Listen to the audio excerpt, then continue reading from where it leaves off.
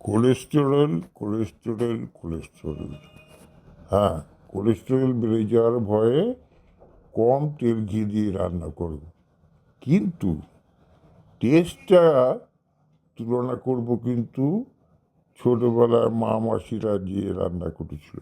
আরে ওরা অনেক তেল ঘি দিয়ে রান্না করতো।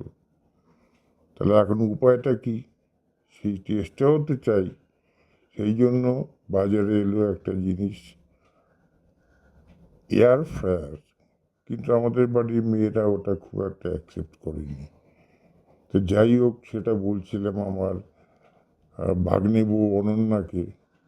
অনন্যা বলল, হ্যাঁ, আমি তো কিনেছি এয়ার ফ্রায়ার।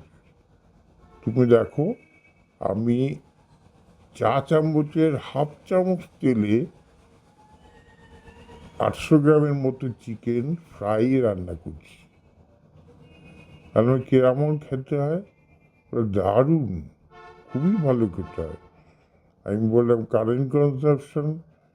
বলে দেখলে মনে হবে তোমার বেশি, কারণ 200 ডিগ্রিতে আমি প্রায় 20 আর 15, মানে প্রায় 35 মিনিটের মতো কাজ করলাম।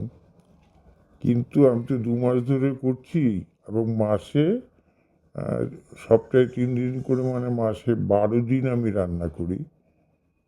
তো আমার কারেন্ট তো এমন কিছু কনজামশন হয়নি। তাই আমি বললাম ঠিক আছে, দেখা। তো ভিডিওটা ও পাঠালো, দেখলাম।